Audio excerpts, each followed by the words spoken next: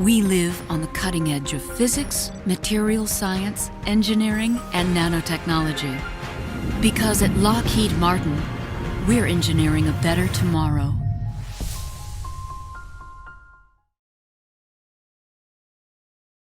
It's a pleasure to be here, and I have this huge light, so I cannot see your faces, which is really unfortunate. Because if you fall asleep, I will know that what I'm saying is boring you to death. So, but it is actually, what I'm going to be speaking to you is, I think, one of the most challenging questions that we all have, and which is what happens to our brain when we lose control of our actions. And this is something that, of course, we all give granted for. If I make a decision that I'm going to do something, I assume that I have free will and I'll be able to do it. Of course, if we're all honest with ourselves, we've all been, I certainly have been in situations where you say, I'm going to do this, and then, like I said, I'm not going to eat that chocolate, and then whatever happens, I'm eating the chocolate. So the notion of being able to control our desires, our motivations, our actions, our thoughts, is something that most of the time we're in control with. But when we consistently lose control over this capacity to control these phenomena, then that's what we call addiction. And people that are addicted to drugs are taking the drugs not because they want to take them, but because they no longer can stop it. For many, many years, I'm a physician. I've been treating people that are addicted, and never once have I met a person that said, I wanted to become addicted. I started taking drugs because I didn't know. My friends were doing it. And then it was a point where I could not go back, but that wasn't a choice. So where do I come from? They told me, tell something about yourself. I don't like to tell things about myself because I'm always living with myself. But since they told me, and I'm a very obedient creature, this is where I come from. And I think it's interesting to know where each one of us, I think that when you look at your backgrounds, you can see how complicated our life paths are.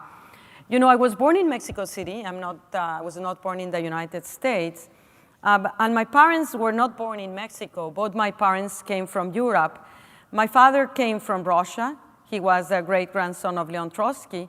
And if you know the history of that time, Stalin, who was one of the most terrible dictators of all of time, actually persecuted Trotsky and his family and had a threat that he would kill everyone up to the third generation, which actually happened to be me and my sisters, but he didn't kill us. Fortunately, I can say that. My mother, on the other hand, came from Spain, and she also was persecuted, and her family, by the Civil War when Franco took power. So I like to say in a way that's perhaps a little bit humoristic, but it's not humoristic because it's in a way tragic, is that I am the product of two of the big civil wars of the last century, the Russian Revolution and the dictatorship of Stalin on the one hand, and the Civil War and the dictatorship of Franco. And Mexico was a country that gave political asylum to all of those people that no other country in the world would accept. And that's how come my father and my mother came to Mexico when they were children. And then as they grew up by randomness, they got married, and they had four daughters. And I was in the middle. So I have an older sister, Veronica, who is a writer, and two younger sisters who are twins, and one of them is a physician also, and she works with HIV/AIDS, and the other one is an economist. Well, what was it like to be born in Mexico, and particularly to be in medical school in Mexico?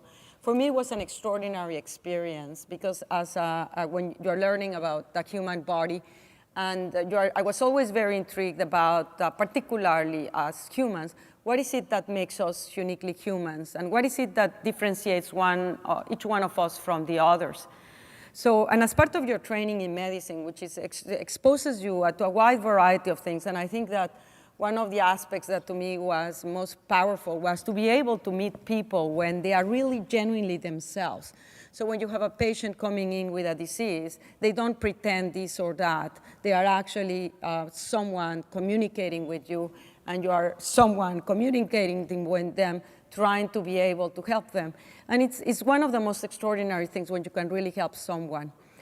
And as part of the medical school, and you see me there in the middle of the jungle, I spent my social service, which is called In the Jungle of Mexico, between the border of Mexico and Guatemala. And I was trying to basically get away from civilization at this point, and I was trying to be able to provide medical care to a community that had no physicians, no nurses, no one. So they sent medical students over there. And I was there. It was a fascinating learning experience for me, because you come to realize how disparate the world is and how different the resources across the world are. And this is particularly poignant when you think about the medical care, where there are people out there that don't have even the basic medical needs covered. I was also, as part of medical school, exposed to teaching my fellow medical students. And again, that gave me a perspective of the diversity of questions and experiences each one of us have. Because I was interested on what makes us uniquely human, what makes us different from one another, immediately I was attracted to the brain, because who we are is really a function of the unique characteristics of our brain. And as I was in medical school, there was a technology that was emerging, brain imaging, that allows us for the first time to look inside the human brain. In the past, you had to wait until someone died, and then you do an analysis of the brain, or you infer information from studies in animals, which are much less complex than us. So I was very, very lucky to actually be doing my medical school when these imaging technologies were evolving. So as soon as I finished medical school, I said I want to do a training, and I did training in psychiatry at New York University, specifically because this university had access to these imaging technologies. And in particular at that time, that type of technology that first emerged was one that's called positron emission tomography, or PET for easier to remember. And this is me doing a study actually on a patient that was a drug-addicted individual. Because when I started to say, what can I do with these imaging technologies and studying psychiatry, you may imagine, my God, this is incredible. I mean, you can see, why is it someone that is hallucinating? Why is it someone, what happens in the brain when someone is depressed and no longer wants to live? And also what happens in the brain of someone that has lost control over their actions, and they keep on taking drugs even though they say they don't want to take them, and even though it comes at really very catastrophic consequences to their life. So this is where it starts in terms of the science. We have to realize that addiction is a product of exposure to drugs, as we call it, drug addiction, but as you may think, that we also have come to realize that we also become addicted to certain behaviors. So we can be addicted not just to drugs, we can be addicted to food, we can be addicted to gambling, we can be addicted to actually power.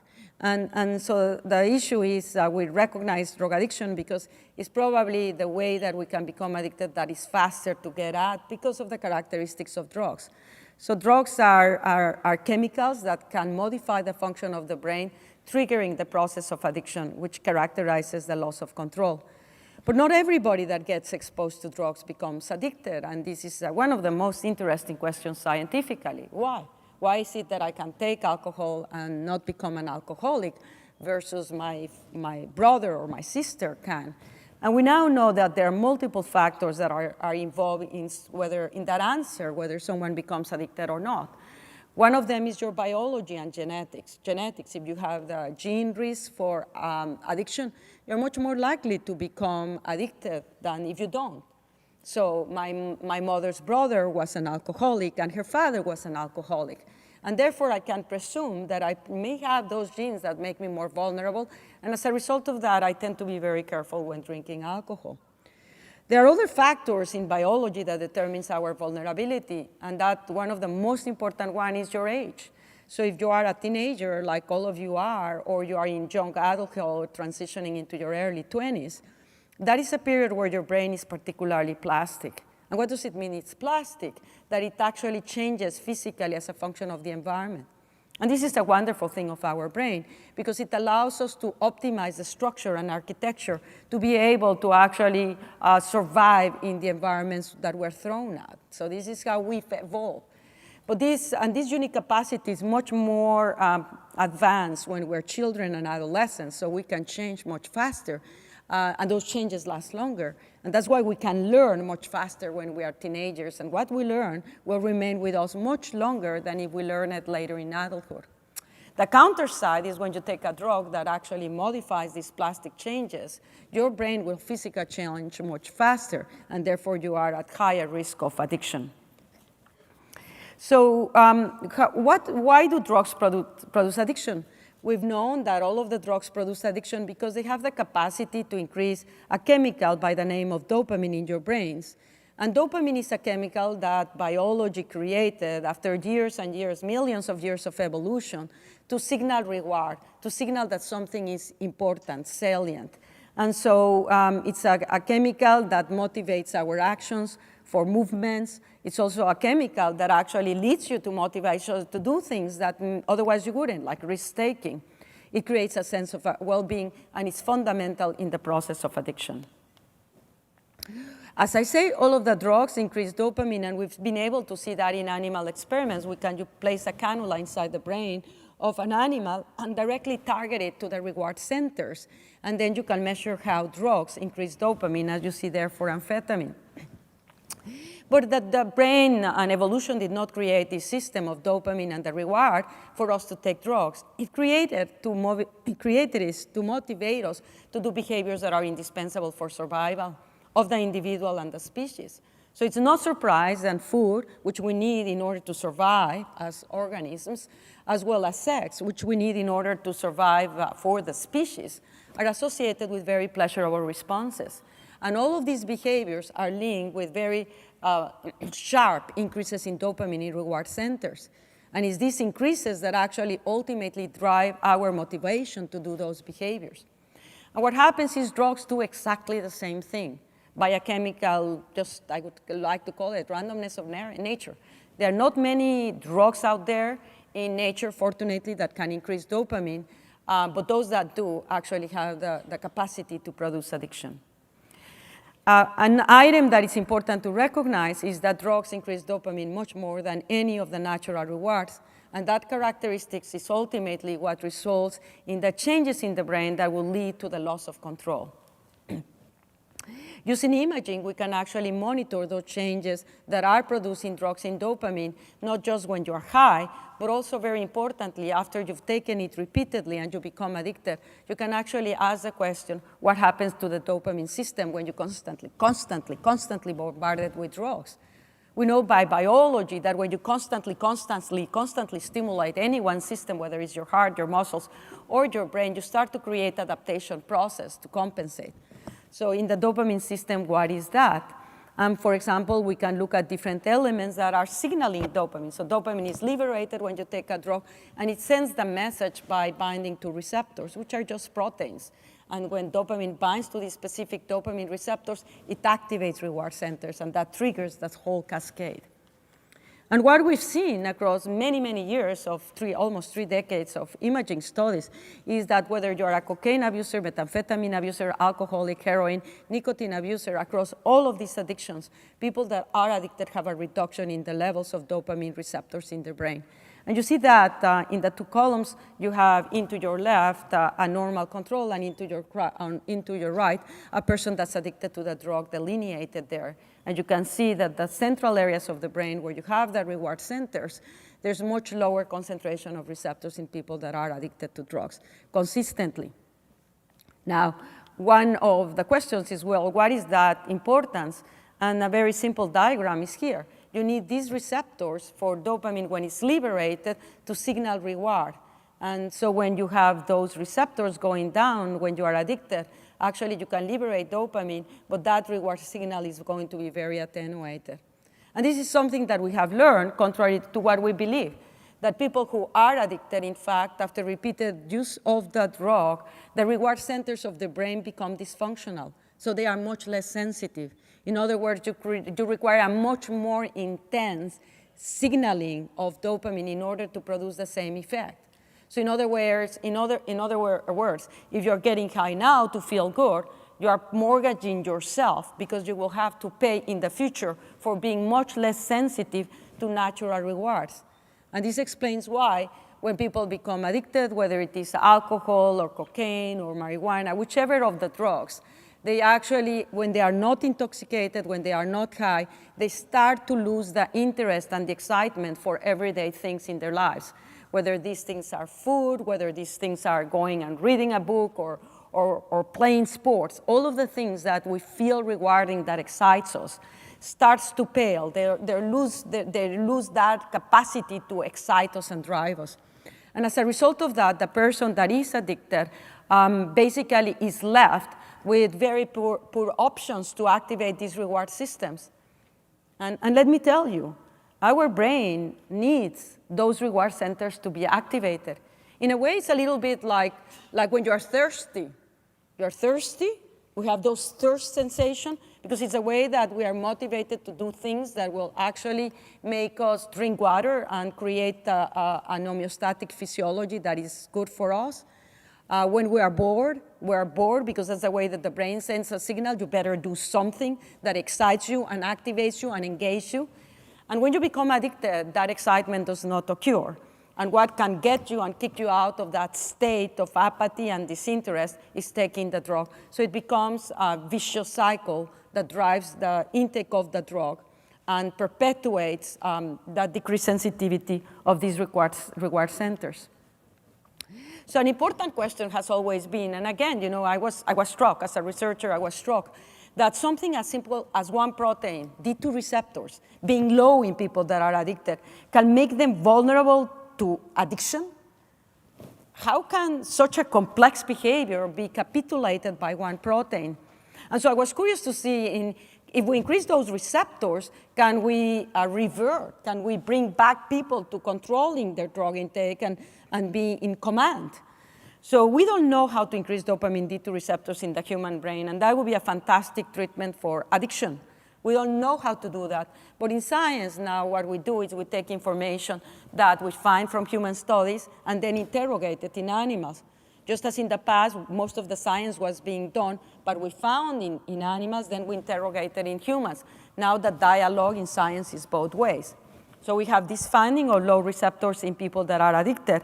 What about if we modify those receptors in animals that are addicted? And you can make animals addicted to drugs. Addiction is not an imperative of the human brain. You actually can make flies addicted, you can make rats addicted, mice addicted, monkeys addicted, dogs addicted. All of our brains are hardwired for rewards, and in all of these brains, drugs produce changes that trigger this compulsive pattern of administration and loss of control. So in these animals, in this case, we've worked with rats, we make them addicted to alcohol and cocaine, and we increase the levels of dopamine D2 receptors with gene therapy. We inject them, and in animals you can do that. You can inject directly into the brain the gene using a virus as the syringe to insert into the cells.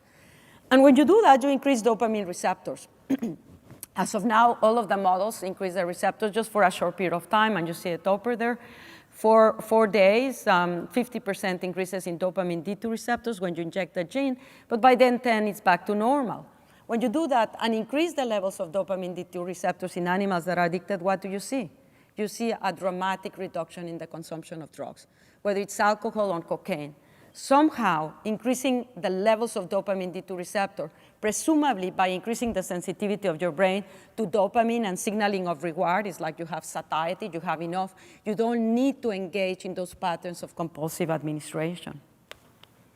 So one of the questions in all along is if you have these decreases in dopamine D2 receptors that are low, and can you counteract it? Can you counteract it with your cognitive control, with your free will? So I say, okay, I don't have sufficient stimulation of dopamine, and I want more. I'm more because I'm still hungry for that drug.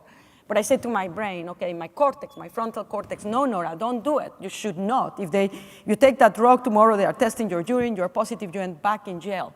So I control myself. Can I control it?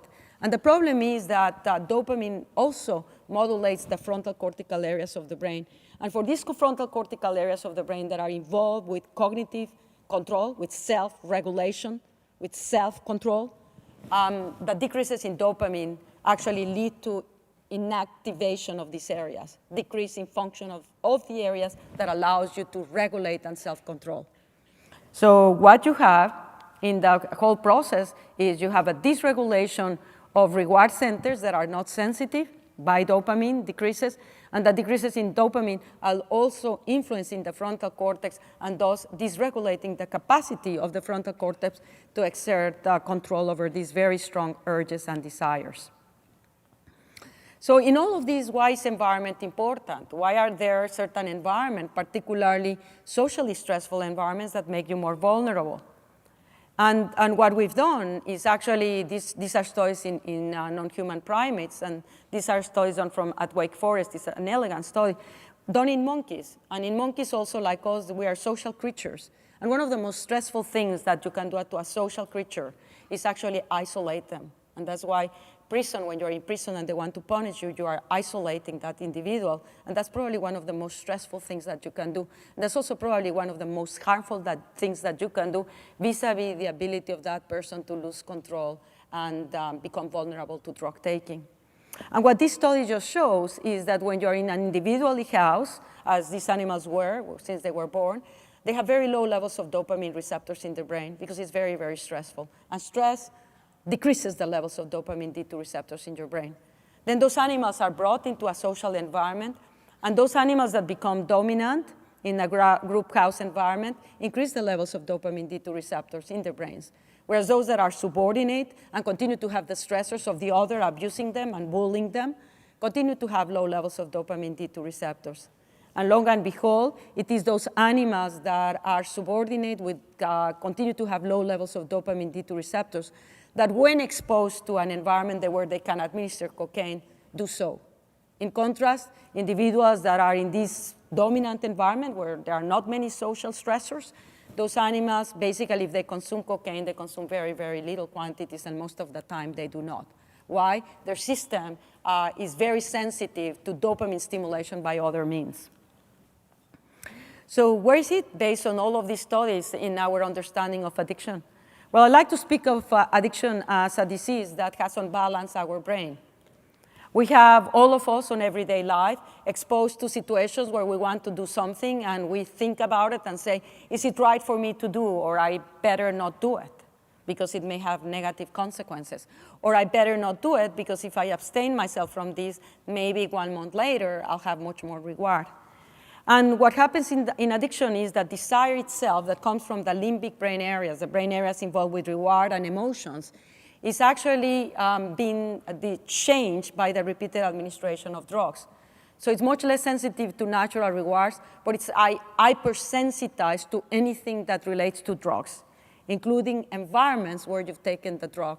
So even though it's not the drug itself, just being in that environment will activate the system. On the other hand, the frontal cortical areas of our brain that allows us to make decisions and carry them through and control our desires and emotions have also been weakened by the repeated administrations of the drug.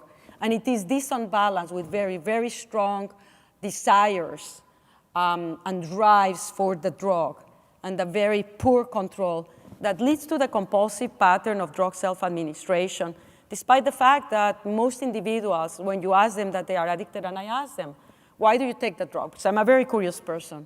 And they say, Doc, you know, many have actually answered it this way. Doc, I don't even know why I do it. The drug is no longer rewarding, but I just cannot stop it. And in that sense, they become literally slaves to the drug itself. And that's what ultimately drug does to our brain when you become addicted. And we don't know how or whether we will have that transition when we start taking drugs and experimenting. But we do know that the younger you start taking drugs, the greater the risks. And we also do know that the consequences from addiction are quite devastating to the person and to the individual. Thanks very much.